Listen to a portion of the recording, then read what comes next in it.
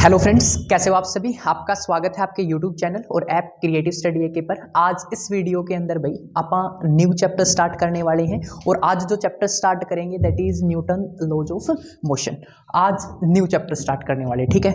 तो सबसे पहले भाई इस चैप्टर की स्टार्टिंग करते हैं और स्टार्टिंग के अंदर कुछ बेसिक चीजें हैं जो आप लोगों को पता होनी चाहिए, ठीक है। सबसे पहले आता है मास। क्या आता है? डेफिनेशन लिखो इसकी एक बारी, क्या होता है, ठीक है। मास साथ की साथ डेफिनेशन लिखनी है। The measure of the quantity of a matter of a body, यानी कि किसी भी क्वांटिटी को जो आप मेजर करते हैं, लिखो साथ साथ लिख लो।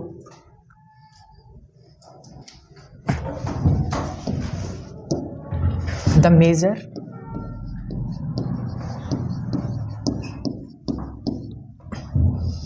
Of the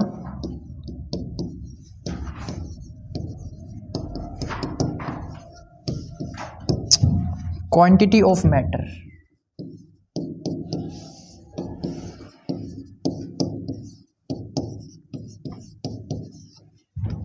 that the body contains। क्या होता है भाई मास? कोई भी बॉडी कितना मैटर कंटेन करती है, ठीक है, ये इंपॉर्टेंट है। देखो, कोई भी बॉडी कितना जो मैटर है, यानी कि क्वांटिटी ऑफ मैटर जो वो कंटेन करती है ना, उसी को जनरली आप क्या बोल देते हैं? मास बोल देते हैं। दो वर्ड सुनने को मिलेंगे, एक अपने पास आएगा मास और एक अपने पास आएगा वेट। दोनों में फर्क क्या होता है? मास की डेफिनेशन आप लोगों ने देख ली। वेट क्या होता है अपने पास? वेट होता है भाई, देखो, जो वेट है उसके लिए सिंपल सी बात ध्यान में रखना, मास अपने पास क्वांटिटी, कांस्टेंट क्वांटिटी होती है जो कभी चेंज नहीं होता। वेट होता है जो बॉडी का मास है वो इनटू में करते हैं जी। जी अपने पास होता है 9.8, जिसको एक्सेलरेशन ड्यू टू ग्रेविटी भी बोल देते हैं। क्या बोल देते हैं? Acceleration due to gravity. ये बेसिक सी बात है, ठीक है, जिसका आप लोगों को पता होना चाहिए। सबसे पहले क्या है अपने पास? मास। मास क्या होता है? कोई भी क्वांटिटी कितना मैटर कंटेन कर रही है, जितना मैटर होगा उतना क्या होगा? उसका मास होगा। वेट क्या होता है अपने पास? वेट होता है मास इनटू जी, यानी कि जो बॉडी का मास है उसमें जी की मल्टीप्लाई कर दो, अपने को क्या मिल जाएगा? बॉडी का वेट मिल जाएगा, ठीक है। नेक्स्ट जो टॉपिक आता है अपने पास दैट इज मोमेंटम। क्या आता है? मोमेंटम। अब ये मोमेंटम क्या होता है भाई, ठीक है। नेक्स्ट जो टॉपिक आता है दैट इज मोमेंटम। मोमेंटम के केस में भाई जो अपने पास प्रोडक्ट होती है, क्या होती है? प्रोडक्ट किसकी? Product of mass and velocity. Velocity और जो मास की प्रोडक्ट होती है उसको जर्नली क्या बोल देते हैं? मोमेंटम बोल देते हैं। तीन चीजें आप लोगों ने पढ़ भी रखी हैं, एक बारी मैं फिर से रिपीट कर देता हूं, क्या पढ़ा होगा। देखो,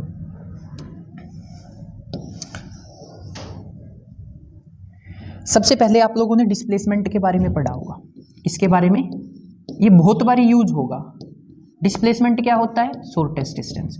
शॉर्टेस्ट डिस्टेंस को क्या बोल देते हैं आप? डिस्प्लेसमेंट। अब इसको डिनोट किस तरह किया जाता है भाई? दो तीन तरीके हैं इसको डिनोट करने के, ये मैं बहुत बार बता भी चुका हूँ जो स्टार्टिंग से क्लास लगा रहे हैं। इसको जनरली एक्स से डिनोट कर देते हैं, आर से डिनोट कर देते हैं, एस से डिनोट कर देते हैं। ये डिस्प्लेसमेंट को डिनोट करने के क्या होते हैं? तरीके होते हैं। अगर मैं डिस्प्लेसमेंट का विद रिस्पेक्ट टू टी क्या कर देता हूं? डिफरेंशिएशन कर देता हूं। Differentiation with respect to T, तो अपने पास क्या आ जाता है भाई? वेलोसिटी आ जाती है। क्या आ जाती है?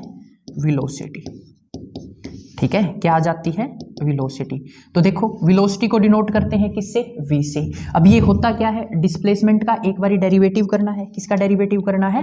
डिस्प्लेसमेंट का। डिस्प्लेसमेंट क्या है? x, तो dx बाई dt। अगर r डिस्प्लेसमेंट है तो dr बाई dt, और s डिस्प्लेसमेंट है तो ds बाई, ये बिल्कुल बेसिक बातें हैं भाई, ठीक है। फिर देखो, अगर मैं फिर से वेलोसिटी का एक बारी और डिफरेंशिएशन कर देता हूं, क्या कर देता हूं? डिफरेंशिएशन कर देता हूं। Differentiation with respect to T, तो अपने को जर्नली क्या मिल जाती है? एक्सेलरेशन। क्या मिल जाती है? एक्सेलरेशन, ठीक है। क्या मिल जाती है? एक्सेलरेशन। और इसको डिनोट करते हैं ए के साथ। किसके साथ डिनोट करते हैं? ए के साथ। और ये क्या होती है? वेलोसिटी का एक बारी डेरिवेटिव। वेलोसिटी का एक बार डेरिवेटिव। अब v की वैल्यू क्या है? dx बाई dt पुट करना एक बारी, d बाई डी टी और D x by D T. तो देखो ऊपर क्या बन गया, डी स्क्वेयर बन गया, नीचे क्या है, एक्स है, नीचे क्या हो गया, डी टी स्क्वेयर। ये तीन चीजें होती है भाई, डिस्प्लेसमेंट, वेलोसिटी एंड एक्सेलेरेशन। इसके बारे में भाई आप लोगों को पढ़ना है और ये बिल्कुल बेसिक बात है और ये क्या होगी, बार बार यूज होगी, तो मैंने इसको बता दिया। अब ये मास क्या होता है, आप लोगों को पता है भाई, जो बॉडी के अंदर जो क्वांटिटी होती है उसका जो मेजर है उसको क्या बोल देते हैं, मास बोल देते हैं। वेलोसिटी क्या होता है, rate of change of displacement होता है, ठीक है। तो यहाँ पर जो मोमेंटम होता है ना, क्या होता है, मोमेंटम, उसको डिनोट करते हैं आप पी से, ठीक है। और ये किसके बराबर होता है, इसको स्मॉल पी से भी डिनोट कर देते हैं, कैपिटल पी से भी डिनोट करते हैं। तो इसको मान लो स्मॉल पी से डिनोट कर रहे हैं, किससे डिनोट कर रहे हैं, स्मॉल पी से, किससे डिनोट करते हैं, स्मॉल पी से। और ये किसके बराबर होता है, एम वी, ठीक है, किसके बराबर होता है, एम वी के बराबर होता है। ये अपने पास किसका फॉर्मूला हो गया, मोमेंटम का फॉर्मूला हो गया। मोमेंटम क्या होता है, product of mass and velocity, product of mass and velocity. और ये क्या होती है, वेक्टर क्वांटिटी होती है। समझ में आ गया, ठीक है। वेलोसिटी के पास डायरेक्शन होती है, इसके पास भी मोमेंटम के पास डायरेक्शन होगी, ओके। कोई दिक्कत यहां तक, एक इस तरह से दिखा देता है या कई बार इसको इस तरह से भी लिख देता है, तो इससे कंफ्यूज नहीं होना है, ठीक है। ये जर्नली क्या है, मोमेंटम ही है, दोनों केसेस में क्या है अपने पास, मोमेंटम है, ठीक है। सबसे पहले मास के बारे में पढ़ा, फिर अपने वेट के बारे में पढ़ा और फिर अपने जर्नली मोमेंटम के बारे में पढ़ा। किसके बारे में पढ़ा, मोमेंटम के बारे में। अब जो नेक्स्ट टॉपिक आता है आप लोगों के पास भाई, वो कुछ बेसिक यूनिट्स आती हैं, ठीक है। उससे पहले एक छोटा सा टॉपिक और है, फोर्स। क्या है, फोर्स। फोर्स क्या होता है भाई, देखो फोर्स,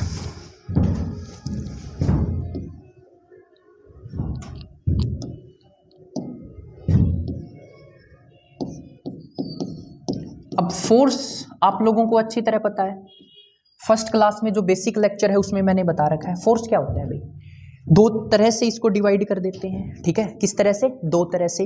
एक अपने पास होता है एक्सटर्नल फोर्स, कौन सा होता है, एक्सटर्नल फोर्स। और एक अपने पास कौन सा होता है, इंटरनल फोर्स। कौन सा होता है, इंटरनल फोर्स, इंटरनल फोर्स, ठीक है। Internal force plus external force अपने को क्या देते हैं, टोटल फोर्स देते हैं। Internal force plus external force अपने को क्या देते हैं, टोटल फोर्स देते हैं। एग्जांपल के तौर पे सुन लो, ये अपने पास कोई भी बॉडी है, ठीक है, जिस रूम में आप बैठे हो ये वो रूम है अंदर से। अब इस रूम के अंदर पार्टिकल्स होंगे, तो ये जो पार्टिकल्स है ना, जो ये एक दूसरे के ऊपर फोर्स लगाते हैं, इन फोर्सेज को बोला जाता है इंटरनल फोर्स। क्या बोला जाता है, इंटरनल फोर्स। और जो इस बॉडी के बाहर से फोर्स लगेगी, इस बॉडी के बाहर से फोर्स लगेगी, फॉर एग्जांपल ये फोर्स लग रही है, ये फोर्स लग रही है, ये फोर्स लग रही है, ये फोर्स लग रही है, इसको जनरली क्या बोला जाता है, एक्सटर्नल फोर्स। क्या बोला जाता है, एक्सटर्नल फोर्स। इंटरनल फोर्स क्या होती है, जो बॉडी के अंदर से लगती है। एक्सटर्नल फोर्स क्या होती है, जो बॉडी के बाहर से लगती है। और इंटरनल और एक्सटर्नल को मिला दे तो अपने को क्या मिल जाती है, टोटल फोर्स मिल जाती है, ओके। अब यहां से कुछ लिखना है तो लिख सकते हो, मैं साइड हो जाता हूं, स्क्रीनशॉट लेना है स्क्रीनशॉट ले लो, राइट। अब इसके बाद ये भी देखो, समझ में आ गया होगा फोर्स क्या होती है। अब उसके बाद है ना कुछ मेजरमेंट आती है भाई, क्या आती है, कुछ मेजरमेंट आती है, ठीक है। अब ये मेजरमेंट समझनी बहुत जरूरी है। क्यों जरूरी है, यहां से आप लोगों के क्वेश्चंस होंगे, ठीक है। क्या होंगे, क्वेश्चंस होंगे। अब अपन ने पढ़ लिया फोर्स क्या है, ठीक है, मोमेंटम क्या है, ये सारी चीजें देख ली। अब कुछ कन्वर्जन आते हैं, क्या आते हैं, कन्वर्जन, ठीक है, या इसको यूनिट्स भी बोल सकते हो। अपने पास कुछ यूनिट्स आती हैं। सबसे पहले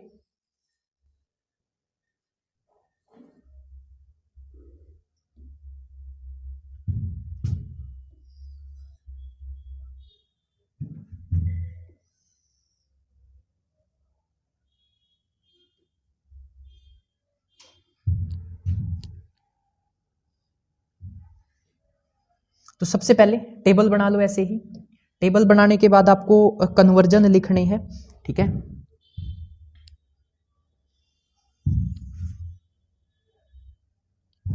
तीन कन्वर्जन याद रखने, मतलब तीनों की, तीन चीजों की यूनिट आपको याद रखनी होगी, ठीक है।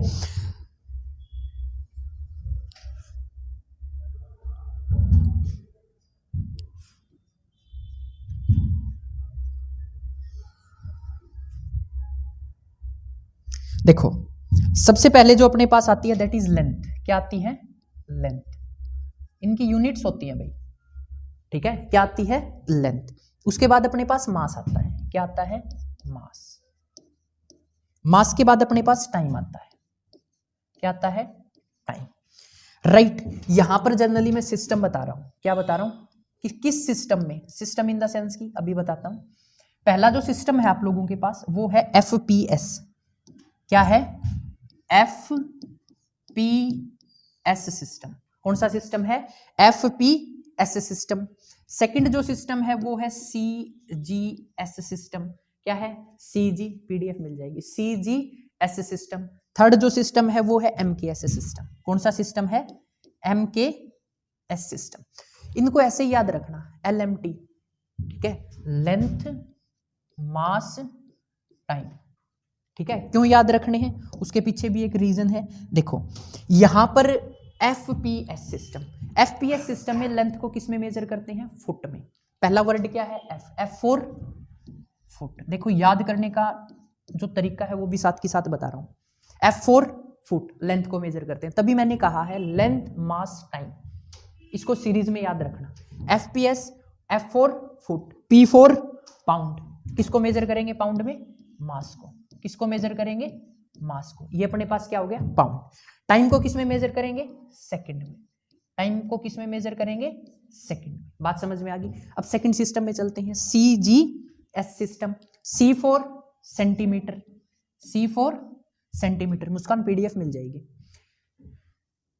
पहले भी भेजी थी ना वैसे। C for centimetre, G for gram. किसको मेजर करेंगे? ग्राम में। मास को। ठीक है, और टाइम हमेशा किस में रहेगा? सेकंड में ही रहेगा। ओके, नेक्स्ट सिस्टम आता है MKS system. M for metre. ये जनरली इसको SI यूनिट भी बोल देते हैं, ठीक है, मीटर। इसको जनरली किस में मेजर करेंगे? मास को, किलोग्राम में। और इसको किस में मेजर करेंगे? अब एक इसके अंदर भाई ये पढ़ने की जरूरत क्यों है? देखो ये पढ़ने की जरूरत इस वजह है, अगर आप मास को पाउंड में ले रहे हो, किस में ले रहे हो? पाउंड में, तो भाई आप लोगों को क्या करना पड़ेगा? अगर मास को पाउंड में ले रहे हो तो लेंथ को फुट में लेना पड़ेगा। बात समझ में आई? अगर आप मास को ग्राम में ले रहे हो तो यहां पर लेंथ को सेंटीमीटर में लेना पड़ेगा, और अगर मास को अगर आप केजी में ले रहे हो तो लेंथ को मीटर में लेना पड़ेगा। ये कन्वर्जन है, ठीक है। जैसे यहां पर केजी है मास में, तो ये क्या रहेगा? मीटर। इसको जर्नल सिस्टम भी बोल देते हैं, और ये जर्नली क्या होती है? SI यूनिट भी होती है, ठीक है। क्या होती है? SI यूनिट भी होती है। बात समझ में आ गई? यहां पर याद क्या रखना? देखो आई थिंक याद करने वाली तो कोई बात है ही नहीं। क्या याद रखना? लेंथ, मास, टाइम। क्या याद रखना है? लेंथ, मास, टाइम। पहला सिस्टम FPS, दूसरा सिस्टम CGS, चौथा सिस्टम, समझ में आ गई भाई? पहला सिस्टम FPS, दूसरा सिस्टम CGS, तीसरा सिस्टम MKS। साथ साथ बोल दो एक बारी। FPS सिस्टम में लेंथ को किस में मेजर करते हैं? फुट में। मास को किस में मेजर करते हैं? पाउंड में। टाइम को किस में मेजर करते हैं? तुम लोग भी साथ साथ बोल दो एक बारी। उसके बाद अपने पास CGS सिस्टम आता है। CGS सिस्टम में लेंथ को किस में मेजर करते हैं? सेंटीमीटर में। मास को किस में मेजर करते हैं? ग्राम में। और टाइम को किस में मेजर करते हैं? फिर आता है अपने पास MKS सिस्टम। MKS सिस्टम में मास को किस में मेजर किया जाता है? लेंथ को किस में मेजर किया जाता है? मीटर में। मास को किस में मेजर किया जाता है? किलोग्राम में। और टाइम को किस में मेजर किया जाता है? ये भाई बेसिक सी बात थी, आप लोग इसका स्क्रीनशॉट लेना चाहो तो ले सकते हो, ठीक है। अब आगे चलते हैं। आगे अपने पास भाई आप लोग पढ़ चुके हो, मैंने जो फर्स्ट बेसिक लेक्चर पढ़ाया था ना आप लोगों को, उसके अंदर आप ये लोग जो मैं अभी पढ़ाने वाला हूं ये पढ़ चुके हो, ठीक है। अभी क्या आते हैं? न्यूटन लॉज ऑफ मोशन, ठीक है। क्या आते हैं? न्यूटन्स लॉज ऑफ मोशन, ठीक है। 3 लॉ थे अपने पास, ठीक है। गति के नियम भी बोला जाता है, न्यूटन के गति के नियम, राइट। क्या बोला जाता है? न्यूटन के गति के नियम। 3 लॉज आई थी भाई। सबसे पहले बात करते हैं न्यूटन के फर्स्ट लॉ की। फर्स्ट लॉ ऑफ न्यूटन क्या था? First laws of motion. देखो इसमें एक बेसिक सी बात थी, क्या थी? अगर कोई बॉडी चल रही है तो चलती रहेगी। कब तक? जब तक उसके ऊपर कोई एक्सटर्नल फोर्स ना लगे। कोई बॉडी रुकी हुई है, वो क्या रहेगी? रुकी हुई रहेगी। कब तक? जब तक उसके ऊपर कोई एक्सटर्नल फोर्स ना लगे। तो जनरली इस लॉ को लॉ ऑफ इनर्शिया भी बोल देते थे। ठीक है, क्या बोल देते थे? Law of inertia. अब ये लॉ क्या बोलता है भाई, मैं देखो समझाता हूं आप लोगों को। ये अपने पास कोई बॉडी है, ठीक है, ये बॉडी है अपने पास, ये किसमें है? रेस्ट में है। किसमें है? रेस्ट में। तो भाई ये रेस्ट में रहेगी कब तक? जब तक इसके ऊपर एक फोर्स ना लगे जो इसको क्या कर दे? चला दे। बात समझ में आ गई? क्या ना लगे? एक फोर्स ना लगे जो इसको क्या कर दे? चला दे। राइट। अब देखो, अगर मैं एक बॉडी और कंसीडर कर लेता हूं जो कि किसमें है? मोशन में है। किसमें है? मोशन में है। अगर ये मोशन में है तो मोशन में रहेगी कब तक? जब तक इसके ऊपर कोई एक्सटर्नल फोर्स ना लगे जो इसको क्या कर दे? रोक दे। तो ये रेस्ट में है, तो इसको जनरली क्या बोल देते हैं? ये इस बॉडी की स्टेट है ना, स्टेट ऑफ अ बॉडी, जो कि क्या है? रेस्ट है। और स्टेट ऑफ ये किसमें है? मोशन में। ये भी बॉडी की स्टेट है ना, तो जनरली इनको क्या बोल देते हैं? State of a body. क्या बोल देते हैं? State of a body. ये जर्नली आप लोगों की क्या है? State of rest. ये जर्नली आप लोगों की क्या है? State of motion. चल रही है तो स्टेट ऑफ मोशन, रेस्ट है तो स्टेट ऑफ रेस्ट। तो यहां पर मैं एक लाइन में इसको खत्म करता हूं इस लॉ को, कि भाई एक्सटर्नल फोर्स चाहिए। क्या चाहिए? External force. External force is required to change the state of a body. State of a body मतलब क्या हुआ भाई? देखो, स्टेट ऑफ रेस्ट में है, एक्सटर्नल फोर्स चाहिए जो इसको चला दे।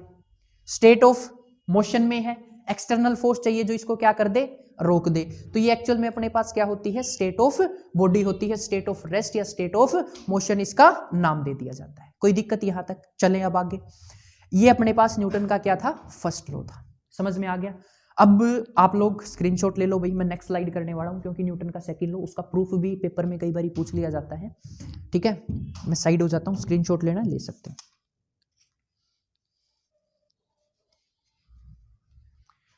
अब देखो, सेकंड लॉ ऑफ मोशन क्या है? Second law of motion. Second law of motion. अब ये लॉ क्या बताता है भाई? कौन सा? Second law of motion. अब ये लॉ ये बोलता है, ध्यान से समझना, जो आप फोर्स लगा रहे हैं ना, क्या कर रहे हैं? कौन सी फोर्स लगाएंगे? External force. कौन सी फोर्स लगा रहे हैं? जो एक्सटर्नल फोर्स लगाएंगे ना, वो डायरेक्टली प्रोपोर्शनल होगी। क्या होगी? डायरेक्टली प्रोपोर्शनल होगी। ये देखो, एफ लिख के नीचे EXT लिख दिया ना, ये जनरली एक्सटर्नल फोर्स की बात कर रहा है। किसकी बात कर रहा है? एक्सटर्नल फोर्स की, क्योंकि इंटरनल फोर्स क्या हो जाती है? कैंसिल आउट हो जाती है। ठीक है, अब एक बात और सुन लो, छोटी सी बात है, बता देता हूं भाई। मैं जो लेके चलता हूं ना फोर्स को,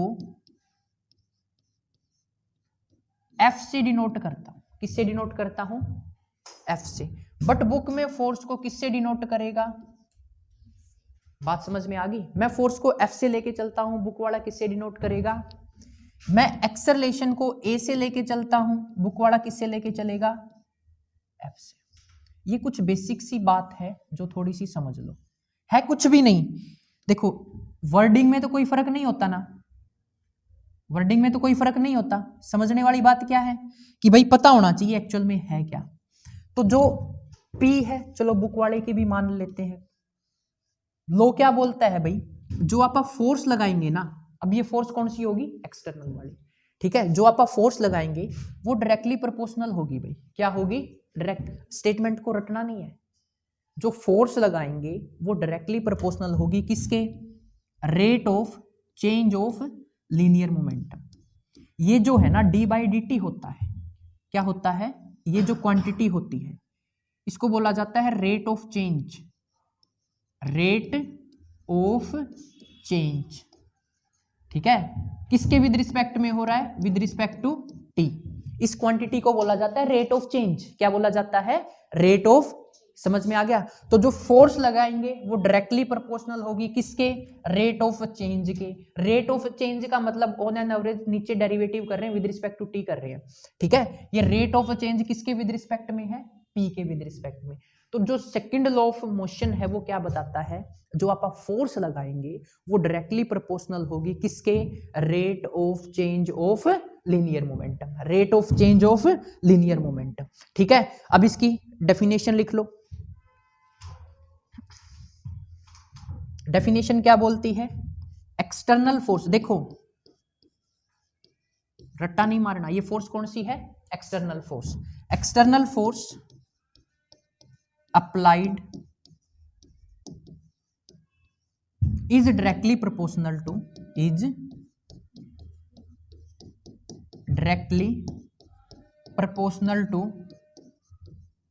rate of change of linear momentum, rate of change of linear momentum. भाई जो आप एक्सटर्नल फोर्स लगाएंगे वो डायरेक्टली प्रोपोर्शनल होगी किसके, rate of change of linear momentum. तो देखना जो अपन ने फोर्स लगाई, क्या लगाई, वो डायरेक्टली प्रोपोर्शनल है किसके, rate of change of linear momentum के, ठीक है। किसके प्रोपोर्शनल है, डायरेक्टली प्रोपोर्शनल है rate of change of linear momentum के। अब एक बात बताओ, जब डायरेक्टली प्रोपोर्शनल का साइन आता है तो क्या आता है, कांस्टेंट आता है, वो मैंने कांस्टेंट लिख दिया। कोई दिक्कत यहां तक समझ में आ गया। अब अपने को पता है मोमेंटम क्या होता है भाई, product of mass and velocity. तो अपने पास जो मोमेंटम है वो होता है mv, क्या होता है mv, ठीक है। अब इस इक्वेशन के अंदर पुट करते हैं, पुट करोगे तो p की वैल्यू क्या आ गई, k d/dt, इसकी जगह वैल्यू पुट कर दी mv।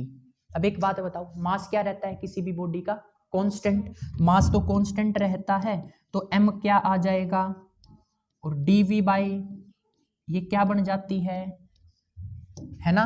देखो मैंने स्टार्टिंग में ही बताया था आप लोगों को, जब भी बात किसकी आए, dv/dt की बात आए, तो वो जनरली अपने पास क्या बढ़ती है, एक्सेलरेशन बढ़ती है। क्या बढ़ती है, एक्सेलरेशन बढ़ती है। अब बुक के अंदर एक्सेलरेशन को किससे दिखाएगा, एफ से।